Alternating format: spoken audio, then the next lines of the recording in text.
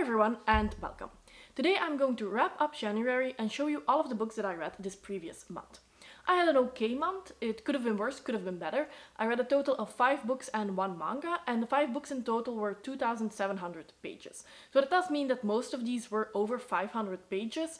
So I do think that 5 books in general is quite good. Although this month I rediscovered audiobooks. I tried audiobooks I think a year ago, but I did have some trouble getting into them. I do listen to audiobooks when I commute from and to work in my car.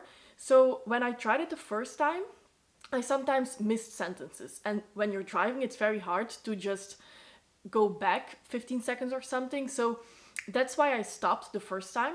But now I just pushed through, and after a week I really had the hang of it and I could follow easily. I now listen to around 1.5 to 2 times the normal speed, depending on how fast the narrator is speaking, of course. But that does mean that I do think that I will read more in the future, because I drive around 2 hours in total each day that I go to work, and I still have to go into work 4 days a week. I can work from home 1 day. So I do think that I will read more in the upcoming months than what I was expecting I was going to read. But still, 5 books in the first month, I'm quite happy, because towards my goal of 52 books in the year, that's on track. It's even a little bit more than I would need to. So without further ado, let's just jump into the books. I will go over them in chronological order. And the first book that I read this month was The Halfdrowned King by Linia Hartzucker. This is the first book in an historical fiction trilogy. I have the second and the third one on my shelves because my hopes were really high for this one, but it was a real disappointment. And I do have some things to say. In general, there were some redeeming qualities, but in the end, not enough to keep me invested. So in this book, you follow a brother and sister duo. This is Viking based, and the brother goes on a raid. And this is a raid that needs to prove to his stepfather that he can take his lands back. The lands were or used to be from his father. His stepfather stepped in because his father died when he was still a young boy. But if he now can prove with this raid that he is a man, he gets these lands back. However, before he gets back on the ship, there is an attempt on his life and he falls in the water. Everybody thinks that he's dead, and it is, hinted very strongly that this was ordered by his stepfather. By the way, this is not a spoiler. Everything is on the back of the book. This is basically, the general summary that you get before you jump into the story. And I thought that he was really going to be on the other end of the world, and that the entire first book he was trying to get back to where he belonged, to step up to his stepfather, because I also thought that he would know, or at least assume, that his stepfather was the one who was behind this assassination. Because if you have half a brain cell, you would figure that out, I guess. Who else would have had advantage from that? And what is also on the back of the book is that the sister falls in love with the one who tries to assassinate her brother. So I thought that you would have these 2 points of views while they are separated from each other. They don't know what happened. The sister thinks that the brother is dead. The brother is trying to get back. And that at the end you have this, big ending, and that it's a slow burn towards that. But I guess at the second chapter or something, he's already back. The brother is really stupid. He doesn't realize anything what's going on. He doesn't even think who is trying to assassinate me. Why have they done that? Further in the book, you have some political intrigues, but everybody's so stupid that I don't really understand why they couldn't figure everything out. The sister is also stupid. There is an insta-love in this book, which I didn't like, but she does have some redeeming qualities later on. And as the book progressed, I did enjoy it a little bit more. The ending is satisfying, which gives me a little bit hope to start the second book, because I do think that will be better, because there was improvement from the beginning of the book towards the end. So I am going to try the second book, but I don't know when, because I'm really not that excited to pick it up. The writing style was also not that good, I'm sorry. I'm not saying a lot of positive things, but I like to read books because of the writing style, or at least that's a part of it. And if you're just going to say very bleak, very dryly how a character is standing or how they are talking, a lot of the dialogues were I said, he said, she said, they said, and I was wrap it up a little bit, make it a little bit enjoyable to read. So because of the dry writing style, the plot that wasn't that interesting. I mean, if this is the level of political intrigue that you had at this Viking era, I'm not interested at all. And the characters were not that enjoyable to follow, with the exception of the sister who, as I said, did make some interesting choices for her own well-being. And for her, she was around 15 years old in the story. I do think that this was realistic. There are some positive points where you do have that this writer had a lot of research on the topic of Vikings in this era. So there were a lot of things that were historical correct. And I do applaud her for that, but I was a little bit disappointed in the story in general. Luckily, I enjoyed the second book that I read last month a lot more, and that is City of Lies by Sam Hawke. This is a Poison War novel. I do think that this is a duology, and the second book is already out. This is the first one. This is again adult fantasy with a lot of political intrigues. In this series, you follow Joven. And Joven is the proofer of the Chancellor's heir. In this world, a Chancellor is sort of like a king, and a proofer is somebody who proofs the food and the drinks of this person for poisons. And Joven has been trained to do this since he was a kid. Now, the story begins when the Chancellor himself and his proofer die because of an unknown poison. So the heir becomes the actual Chancellor, and Joven's role becomes very important but also very dangerous, because he knows that the previous Chancellor has been poisoned by a poison that he will not be able to detect. So during the story, he tries to find out who poisoned the Chancellor, and this in order to protect his friend. At the same time, you also follow his sister. His sister is physically much more weaker, which is why she isn't the original proofer, but she is very politically strong, which is also very interesting to see because, as I said, there's a lot of political intrigue in this book. And if that isn't tumultuous enough, you now have an army at their gates, because the Outer Estates have started a rebellion, they want war, and now you practically have a siege, meaning that the characters are stuck inside the city with somebody who's trying to poison them. I really liked this story. There were some problems that I had, but that's because of my personal preferences. I don't really like if people stay very static. I like if characters travel a lot, but of course there is a siege going on, so they are going to stay in the city.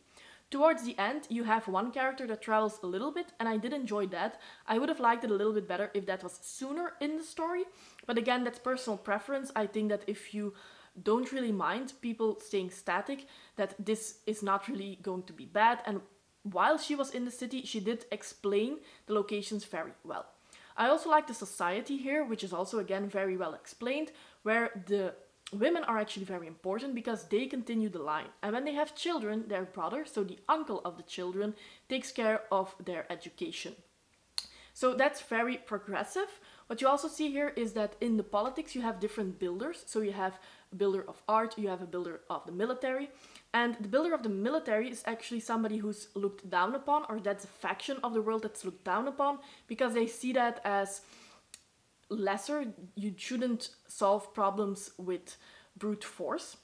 So that progressive way of thinking is something that you don't really see that often in fantasy. So I did really enjoy that as well. All in all, I did enjoy the first book, and I want to read the second one as soon as possible to have a more in-depth review about the duology. Then I finished my first audiobook, and that was Fox Mask by Juliette Marillier. This is the second book in the Saga of the Light Isles duology, so also the last book in the series, and I really enjoyed this one. But I must say, I think that I would enjoy everything that Juliette Marillier writes. Something about her writing style and the themes that she picks with fantasy that's always very nature-based is something that really appeals to me. So I do think that Juliette Marillier is kind of the evergreen author for me, even though I haven't read everything by her. But this one was a little bit weaker than everything else that I have read. In the first book, Wolfskin, you follow Eyvind, and Eyvind is a Viking. I really enjoyed that because most of the time what I've read about from Juliette Marillier is from a female point of view, which I do enjoy, but I was very looking forward to reading from a male point of view from her, and she really did deliver. I really enjoyed Wolfskin. But then Fox Mask started slow. I don't mind a slow beginning, but this was really slow, especially because she repeated a lot of things that happened in Wolfskin. And if you've read Wolfskin, you know that you don't really need all of that repetition. So if that got going after a while, I did really enjoy the story a lot more, but that beginning was a little bit negative for me.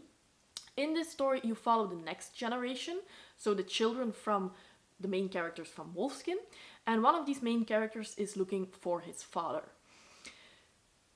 I did enjoy the journey.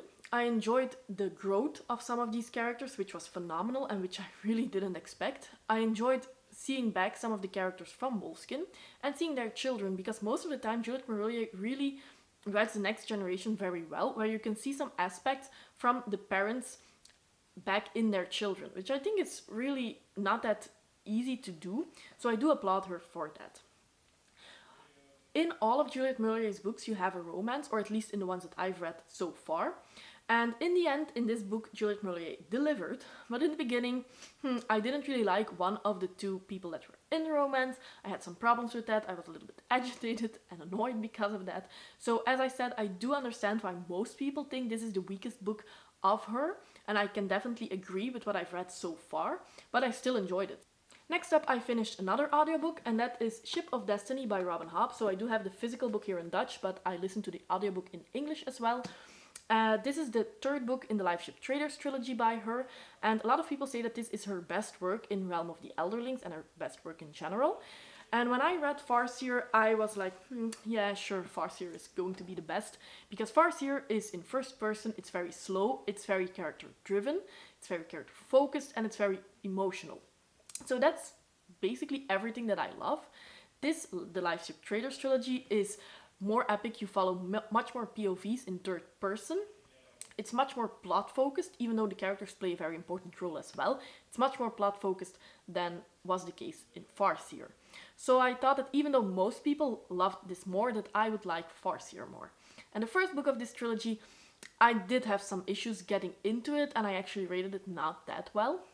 But the second and especially the third one blew me away, and yeah, I do think that I like this one better than Farseer. It's a completely different feeling that you have here, so it's very difficult to compare them, but this was just amazing. I don't think that I have any negative things to say about this third book. Everything was perfect. The character growth of some of these characters. Malta, amazing. It's Kenneth. Kenneth is the best villain that I've read about so far. He was somebody that really could get me very emotional. He was not just bad, he was very layered. He had a lot of backstory that sometimes made you feel sorry for him as well. So yeah, Lifeship Traders, if you haven't picked this one up, definitely do, but I would start with Farseer first, even though it doesn't really matter, so just pick up what you want, I guess. And then the last book that I read this month was a physical book, and that is Blood Upon the Sands by Bradley P. Bolio. This is the second book in his Song of the Shattered Sand series, which is going to be 6 books in total, and the 6th book is actually coming out this year. You also have a lot of novellas that are set in the same world that are also already published. The first book of this series, 12 Kings of Sharakai, was on my top 10 list of last year. I had some minor issues with it, but I really enjoyed it. And then this one was miles better. I didn't really think that that was possible, but this is definitely my second favorite read of this month. The favorite one being Ship of Destiny, but you know, I had a lot of good reads. This was a gem.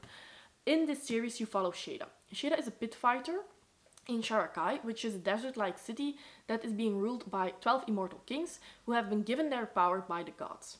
Shada's mother tried to discover some secrets of these kings in order to take their power from them, but she was murdered when Shada was a girl. Now Shada is a grown-up and she wants to finish her mother's work by infiltrating in the king's forces, discovering their powers and bringing their rule down. So in the first book you had a lot of putting up the pieces, and then in the second book you have a lot more political intrigue. Where in the first book you follow mostly Shada, here you also follow a lot of different other POVs, including some of the king's POVs. You follow queens from surrounding cities who have their own scheming, and everyone is connected and everybody is using each other and everybody has their own agenda and trying to get on top. So it was pretty dense to follow everything. But I really enjoyed that. So again, if you're looking for a lot of political intrigue, I think that this book is also very good. But you also have a lot of action here, because Shada is infiltrating in an elite fighting force. So you also have a lot of that. What is also present here is, of course, you have these 12 immortal kings, and they have been granted their power by the gods. So you have a lot of lore, because while Shada is discovering everything, she is discovering the history of these kings, she is discovering the history of the gods and of Sharakai. So that mystery is definitely present, and you discover together with Shada everything that she needs to know to overthrow these kings. So if you enjoy that, if you enjoy the gods to have a very realistic presence on the world, then this is also present here. And I do enjoy that. Religion in fantasy books is something that I also like, especially if the gods are walking among men, which is not true for all of these, but definitely for some. The world building was amazing. It definitely also opened up here compared to the first book.